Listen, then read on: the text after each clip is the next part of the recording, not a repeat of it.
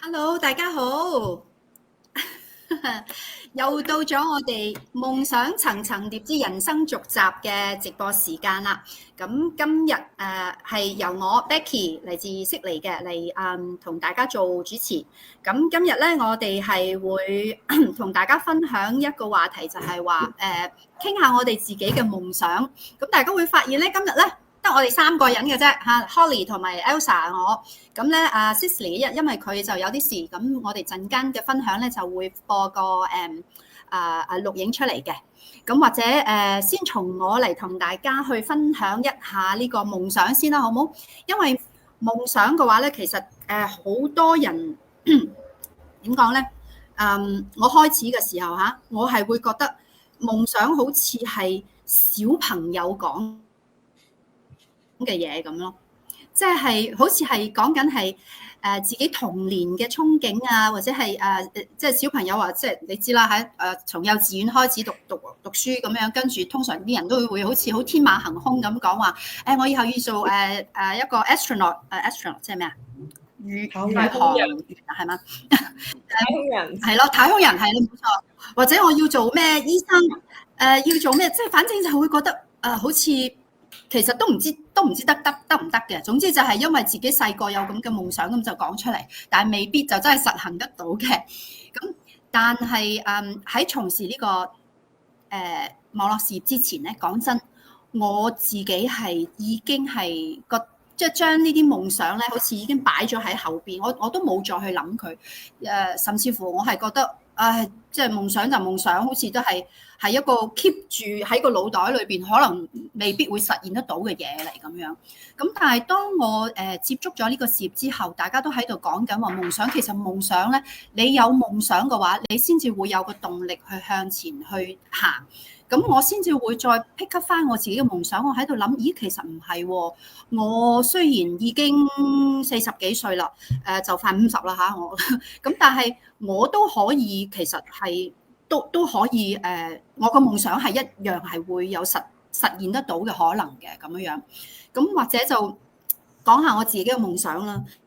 咁我細個嘅話咧，就我係好中意音樂嘅。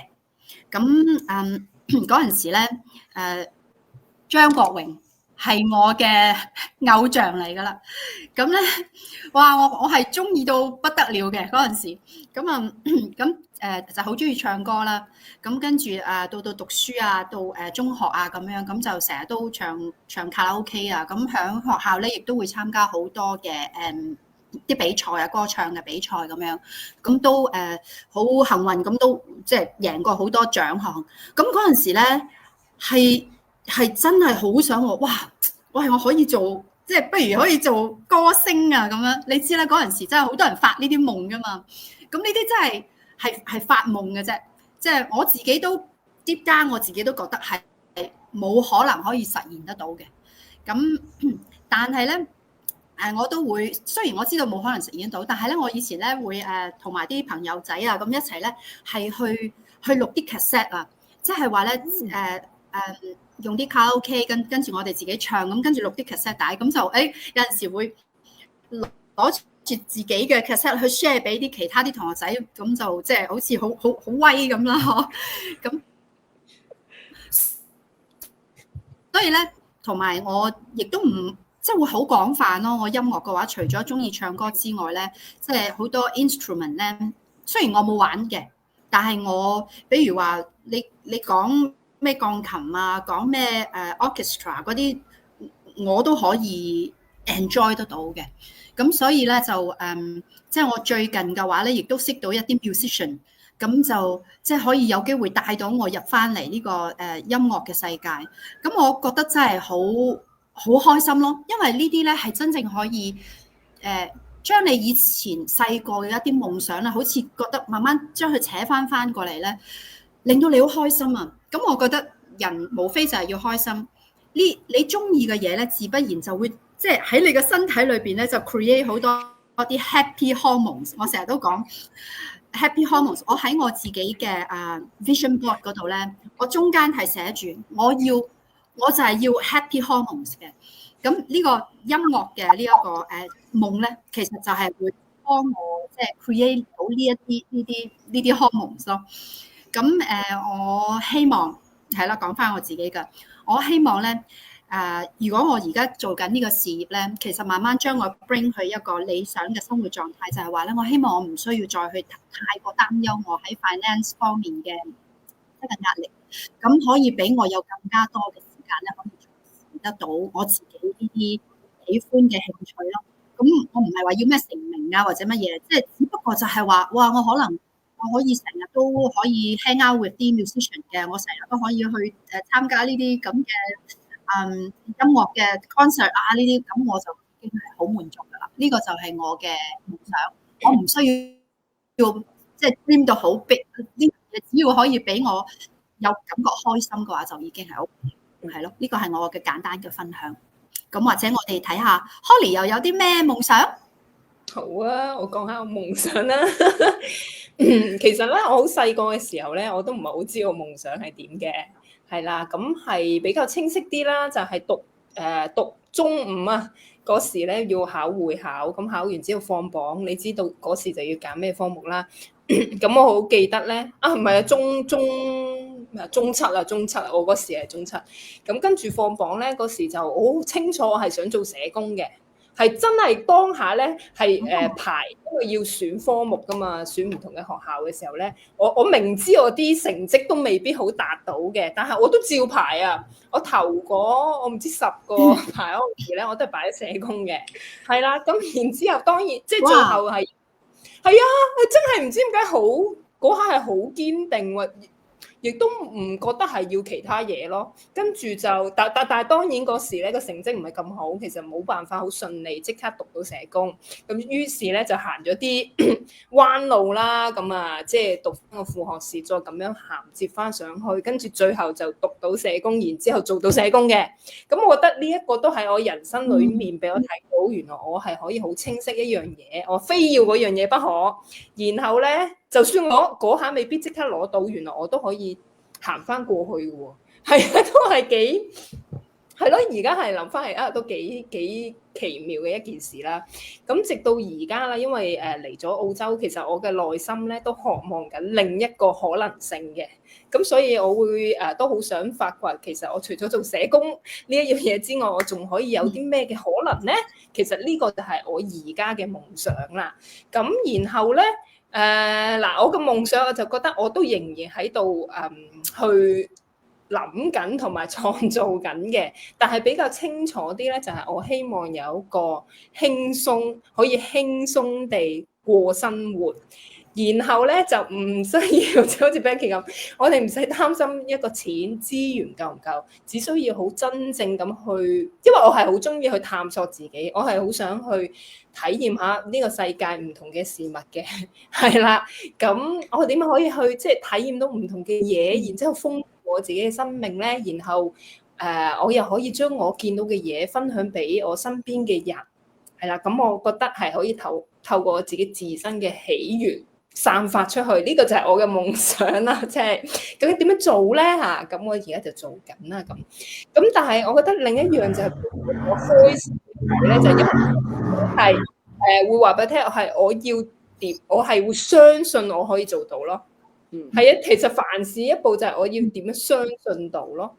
係啦，咁我呢個係我以前都一直唔敢諗嘅嘢啦，或者覺得人生好多責任啊，或者做咗媽媽啊，有咗個家庭啊，跟住好似好多嘢掣肘住啊嗰種，係啦。但係我而家就我好中意嗰種，我唔需要因為呢個角色然之後被限制嘅嗰種感覺。咁我覺得我已經做緊㗎啦，即係已經向緊呢個方向，呢個就係我希望嘅夢想。然之後係亦都知原來係真係要行動嘅，唔係淨係諗咯。但係我相信係做到咯。係啊，呢個就係我嘅分。呢個其實我都覺得呢啲只不過係真係人嘅你嘅 mindset 嘅啫，即係唔好成日就話覺得自己我係我媽咪啊，我太多責任啦，我即係呢啲只不過係你自己俾自己嘅一啲叫咩枷鎖係嘛？即係其實你係咯，一樣有人好 busy 個 life，但係一樣佢都可以做到好多嘢嘅，即係呢個視乎你自己點樣去行動嘅啫。其實係咯，咁嗱，我交翻個時間俾阿 Elsa，因為 Elsa 咧就係一位好 busy 嘅媽咪嚟㗎啦。咁佢兩個小朋友都仲係細，咁我哋聽下佢嘅夢想又係點樣樣？好啊，多謝 Becky。我想講翻咧，我想回應翻 Becky 頭先講咧，佢話佢希望呢個事可以咧令到佢可以有即係經濟上嘅充裕咧。唔好希望，你要相信一定係做得到嘅。係啦，因為大家都係相信，我行緊㗎啦，都有同一個信念嘅。我哋要係啊，我哋要好啱，係咁咧，哎呀。咁咧我就覺得即係喺人生每一個唔同嘅階段咧，其實都有唔同嘅夢想啦。咁當回望下我嘅過去咧，其實我當初好細個嘅時候嘅夢想咧，因為我係即係我覺得大家唔知係咪都係俾一個咁嘅思想灌輸啦，即係大家嘅爹哋媽咪可能都會話啊，你細個就讀好書啦，考好大學啊，然後你揾份好工啦，你嘅生活就會好安穩啦。咁我都係一樣嘅。咁但係無可奈何，咁我真係唔係讀書嘅料啊嘛，你逼我讀我都讀唔到㗎，我真係讀唔掂啊嘛咁樣。咁跟住所以但係我當時候讀中學嘅時候，小學中學啦，其實我運動係特別有啲天分啦。咁樣嘅係啦，咁我就田徑隊啊，即係籃球隊啊，其實都關我事嘅。咁我喺學校好出名，因為我啲運動叻咁樣啦。咁後尾讀中學，去到中三左右啦，咁我就加入咗蛙艇隊，即係真係喺條河度蛙艇嘅喎。咁當時咧係即係幾有夢想嘅，覺得好熱血啊，即係好啱我啊，即係揾到人生嘅第一個方向啦。我真係讀書唔啱我嘅，我好想喺運動呢條路度繼續發展落去啦。咁但係即係好刻苦地訓練咗2年之後，終於有啲成績啦。咁咧當時候咧亦都係即係嗰啲即係港隊啊，或者嗰啲青年軍嘅教練咧就會嚟選拔咯喎。咁好緊張啊，即係好想盡量表現自己最好嘅一面啦，就好想爭取即係可以入隊嘅機會啦咁樣。但係咁啱當時候就即係準備係要中五會考啦。咁當我好想即係我同媽咪講話，我冇㗎啦，我唔想讀書嘅時候，我真係好想行運動呢一條路。咁梗係媽咪、爹哋、哥哥都舉腳反對啦！你傻咗咩？梗係唔得啦！你即係喺香港做運動員，邊有出息㗎？咁樣即係梗係唔會好似而家咁有張家朗、江文慧咁樣啦。咁即係當時十幾年前就冇即係行體育呢條路就冇咁多資源嘅。咁我都好慶幸我媽咪、爹哋當時反對啦。咁我就即係成績又唔好啦，咁啊去咗讀好似 Holly 咁樣去讀嗰啲副學士啦，咁之後再轉接就嚟咗美國讀書啦。其實係一個好大嘅，對我嚟講係一個好大嘅挑戰。即係因為我讀書唔叻，即係我就覺得係，即係我啲屋企人就覺得你唔係好乖嘅咁樣，即係你唔係好叻啊咁，即係將來嘅前途都危乎咁樣。咁我就係即係有啲唔死心嘅，即係我唔要俾你睇死嘅嗰種感覺啦咁樣。我就話唔得，你睇死我就一定做到俾你睇咁樣，就好硬頸要嚟呢度讀書，亦都好。即係咬緊牙關就順利畢業啦，即係大家都對我另眼相看啦。咁我覺得呢個係實現咗我心目中其實一個少少嘅夢想啦。即係大家都對我另眼相看，唔係哇 Elsa 唔係讀書咁渣嘅 Elsa 都可以讀到書嘅咁樣。咁到後來咧做全職媽咪嘅時候咧，其實嗰個夢想就係乜嘢咧？即係我都好想賺錢㗎嘛，大佬。即係我都好想實現我自己嘅價值㗎嘛，但係無可奈何就係即係我哋喺美國咧，又冇即係屋企人喺度啊，咁就變咗其實照顧小朋友嘅責任都係喺翻自己身上咯。因為我哋即係如果要出去揾嗰啲 childcare daycare，其實即係一方面價錢貴啦，跟住然後你又唔知道即係照顧小朋友得好唔好啊，或者係即係當小朋友有咩病啊，你要翻工要請假，亦都係一個好麻煩嘅事啦。咁所以我哋最尾就自己決定小朋友自己籌飯。咁但係我內心想要即係實現自我價值嘅呢團火係從來都冇熄過嘅。咁樣係啦，咁但係即係當時嗰個困境就係即係我冇諗過其實原來做事業或者賺錢係可以用網絡嚟嘅喎。咁即係當時嘅諗法就係好固步自封，即係我點樣出去揾工？但係我揾工我又照顧唔到小朋友嘅，即係不停咁樣來回喺度彈嚟彈去咧，其實自己好內耗嘅。係啦，咁但係當我哋咧即係發現到呢個網絡事業嘅時候，先知呢個就係解決咗我即係最大嘅問題啦。咁樣亦都係我亦都係。真心覺得你加入咗呢個網絡事業之後，其實係實現咗夢想嘅一半啊！即係因為我已經可以我可以實現到我喺照顧小朋友嘅同時，我又可以即係有實現自己價值嘅時候咧，亦都可以有揾錢嘅能力啦咁樣。咁咧，我又覺得係幾開心嘅，因為我知道咧呢一個平台咧其實係一個軌道嚟嘅，係連接咗我嘅人生同埋夢想嘅一個軌道啦。佢可以令到我達成我嘅目標，然後去 fulfill 到我後面嗰個夢想啦咁樣。因為我知道呢個平台其實係即係好有發展嘅空間啦，我亦都相信自己嘅能力係可以做得到啦，即係相信係一個好緊要嘅事。因為咧，當你思想動搖嘅時候咧，就好多人就係過唔到呢一關咧，其實就會放棄啦。所以我成日都時常提醒自己就係、即係無論即係卡咗喺邊個位都好啦，即係唔可以諗放棄呢個字咯，即係諗辦法一定要過到去嘅，即係咬緊牙關都要過到去咧。咁其實你睇到嘅世界就會係另一樣嘅嘢咯。係啊，咁我自己嘅目標咧，同我分享下先，因為我覺得首先你有夢想之前咧，你就達成咗個目標先噶嘛。咁我嘅目標咧就係希望喺我人生嘅40歲嘅時候咧，我已經可以唔需要再為金錢煩惱啦。係啦，呢個真係我嘅夢，呢個好大嘅目標啦。咁樣做咗啦，你得嘅。係啊，我覺得我明白做到啦，我已經做到㗎，我相信已經做到啦。嗱，而家係講做㗎啦，我已經係。咁我自己嘅夢想就係乜嘢咧？因為我自己都係一個好中意揸車嘅一個人嚟嘅。咁跟住之後咧，我又好中意去 road trip 嘅喎。咁我爹哋媽咪啊，屋企人都係好中意去旅行啦。咁我其中一個夢想咧，就係當我即係唔需要再為金錢煩惱嘅時候，咁我梗係去自由去旅行啦，係咪？咁我就好希望可以揸住一架咧嗰啲即係嗰啲旅行嗰啲巴士啊，入邊乜嘢都有咧，好豪華嗰啲咧，然後可以喺美國度 road trip 由西岸玩到去東岸。哇！呢個係我其中一個目標嚟嘅，呢其中一個我都想啊。係啊，跟住就可以即係去唔同嘅國家都做呢啲 road trip 咁樣，其實係好過癮、好好玩嘅，我覺得係。係啦，呢個就係我對夢想同埋分享個小目標啦，就係咁啦。我今日嘅分享係咁樣啦。唉，好啊，我都好想啊。同埋原來我同 Elsa 都好似，我以前咧讀書又係好渣嘅，但係我又係田徑隊嘅，我都好叻嘅。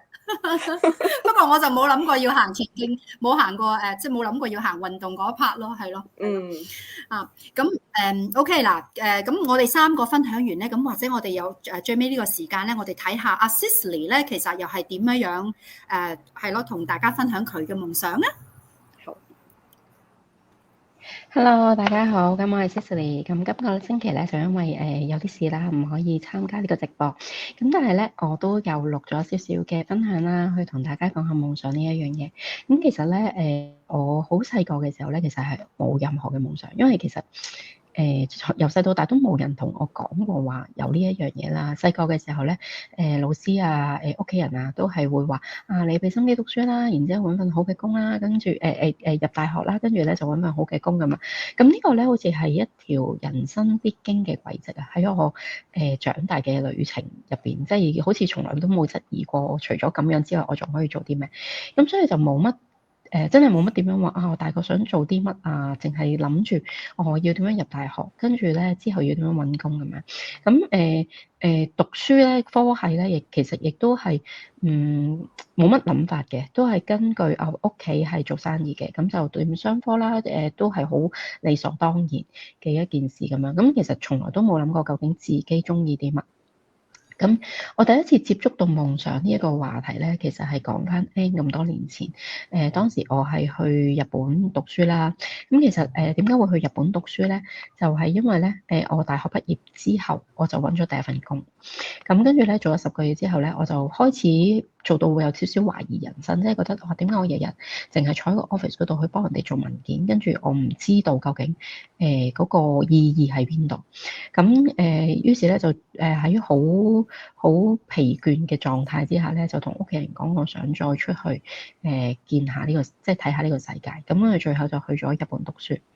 咁去日本讀書嘅期間咧，其實就遇到好多嚟自唔同地方嘅同學仔啦。咁佢哋咧係真係因為自己有啲嘢好想去追求，所以就去到日本咧去學習日文啦，跟住就去完成佢哋自己嘅夢想。咁我記得有一次咧，同佢哋食飯嘅時候，佢哋話：喂，Cicely，你嘅夢想係咩？我當刻咧係腦海一片空白嘅，即係因為完全唔知道究竟自己嘅夢想係咩，而佢哋亦都覺得好驚奇，點解你一個長到咁大嘅人，你可以冇夢想嘅咧？咁你即係呢20零年，你係究竟以咩嚟支撐做生活嘅嘛？咁嗰刻我先知道，原來我點解一直覺得人生好似冇乜方向咧？就係因為自己成長成入邊咧，真係冇諗過自己想要啲乜。咁由我開始嘅時候，其實我後尾翻去香港咧，都係因為生活有好多嘅事情發生啦，咁都係冇乜可以選擇嘅餘地，可以講話，即係都係自己俾個生活推着走㗎嘛，即係我咁嘅事情發生，我咁樣應對啦咁樣，咁係去到真係一路咁樣去生活咧，真係覺得好攰好攰，同埋我唔開心。去到一個點就係咧，我去要帶住阿女移民嗰一刻，當時係真係翻工翻到真係唔知為咗乜，除咗錢之外咧，係覺得人生好冇意義啊！即係就算錢咧都已經俾唔到快樂啊，咁所以就決定要帶住阿女離開離開香港去澳洲啦。咁又唔知係好彩定唔好彩啦。去到澳洲嘅時候咧，咁就經歷咗史上最長嘅 lockdown 啦。因為我初移民嚟澳洲嘅時候住 Melbourne。咁就嗰陣時多咗好多時間去反思，亦都感恩，因為嗰陣時咧係嗰個時間去加入呢個網絡事業，咁就開啟咗一個門俾我去真係諗下究竟自己想要嘅生活係乜嘢。咁其實我嘅夢想咧係由嗰陣時先開始真係去諗啦。咁喺入邊當中咧，即係話個困難係咩咧？我諗個困難係我自己一路以嚟都冇乜好咁樣去了解自己，所以喺開始嘅時候咧，真係完全冇方向，唔知自己想要點樣嘅生活。咁用咗一段都頗長嘅時間去摸索啦。咁而自己咧，亦都有個對夢想有個迷思，就係哇，你夢想一定要講到好大嘅，即係好偉大嗰啲先至叫夢想。其實經過呢幾年喺呢個事業入邊嘅經歷之後，其實我覺得夢想可以好簡單。咁其實我自己而家嘅夢想咧，就真係可以好簡單咁樣去生活。每一日咧係可以按照自己嘅意願啦，去分配我嘅時間啦，而又唔需要太過擔心經濟上面嘅壓力。咁所以其實而家都好感恩係透過呢個網絡事業咧，我自己嘅夢想咧，其實都已經係在路上嘅。因為開始咗呢個夢想，開始咗呢個事業之後咧，其實佢真係俾咗我好多嘅工作時間自由嘅選擇俾我啦。即係我可以去揀，我唔需要再去真係每一日朝九晚五咁樣去返工，可以揀另外一個工作模式，而亦都可以去即係應付到屋企嘅生活所需嘅咁樣。咁變咗咧，成個人就fulfill好多啦，開心好多啦。咁同埋咧，其實呢個網絡事業咧，佢都俾到另外一樣嘢令我好滿足嘅，就係喺個工作上邊，其實係幫到好多人。咁亦都令到我開啟咗另外一道門，因為以前冇諗過自己會做呢一類嘅工作。咁所以係啦，即係如果你話我有啲乜嘢想去同聽眾啊或者觀眾去講嘅話咧，其實我諗真係對於自己嘅生活唔好咁容易妥協。可能有陣時生活真係會有好多事情發生，有時我哋未必真係可以全部嘢都掌握喺手中。但係就算我哋個狀態點樣都好，其實我哋總會有啲空間咧，係可以繼續去發展自己嘅夢想，去追尋自己嘅夢想。咁就好似我哋喺 business 呢個 community 入邊咧，其實好多人佢哋開始嘅時候，佢哋個生活咧都好似係冇得揀咁樣，但係因為佢哋真係對夢想、自己理想嘅生活好堅持啦，咁所以佢哋係真係好努力咁樣去尋找方法。咁所以如果我哋做得到，其他人都做得到嘅話咧，其實你嘅夢想咧都可以成真。最緊要係唔好放棄。咁呢個係我今日嘅分享啦。交翻俾 live 緊嘅 partners 佢哋去繼續分享佢哋嗰 part 啦。希望呢一集可以啟發到你哋繼續發夢，然之後去繼續實現夢想。好啦，咁我哋多謝阿 Cicely 嘅分享先。咁聽完幾位主持嘅分享嘅話，大家都會發覺咧，其實我哋都好簡單，我哋嘅追求嘅夢想其實都唔係話真係嗰啲即係話天馬行空嗰啲。因為可能我哋已經到咗一定嘅年紀咧，我哋都會即係話好似因為我哋都有一個知足嘅實心咯，係嘛？咁即係話只要簡單咁生活，同屋企一齊，咁又可以做到自己想做嘅嘢就 OK 啦。咁但係咧，即係我亦都要提醒翻其實在座嘅朋友，其實有陣時夢想咧，我覺得咧唔好怕，即係話要 dream big 啊。有時即係我覺得唔緊要嘅。你如果咧你將佢即係呢個係作為你一個目標嘅話咧，即係你真係擺出嚟作為你一個目標嘅話咧，其實你永遠都唔知道，真係可能 one day 係真係可以實現得到嘅。但係如果你即係從來都一開始你就覺得一定唔會實現㗎啦，我唔會將佢作為我嘅目標咁樣，咁可以 for sure 就一定係唔會成真咯。咁所以即係話咧，我覺得真正嘅夢想咧，唔應該係因為年齡啦，或者係生活嘅負擔啊，而對佢有咩影響。只要咧有決心，任何時候咧，其實你都可以即係話達到你，即係可以幫你實現你嘅夢想嘅。咁同埋就係話咧，我哋一定要保持一個有追尋夢想嘅心先得咯，因為其實有夢想嘅話咧，就係會有一個力量可能推住你去行咯，係嘛？咁所以最後都係嗰句啦，無論年齡大小，或者係你哋要揾一個新嘅方向又好，或者要實現內心嘅渴望都好啦，其實咧就有咁嘅堅持，有咁嘅目標，你就有咁嘅機會去實現嘅啦。咁今日咧就係我哋嘅簡單嘅分享，咁希望下個禮拜咧，我哋再可以同大家一齊傾下另外一個 topic。咁今日嘅時間差唔多先，咁下個禮拜再見啦。OK，拜拜。拜拜。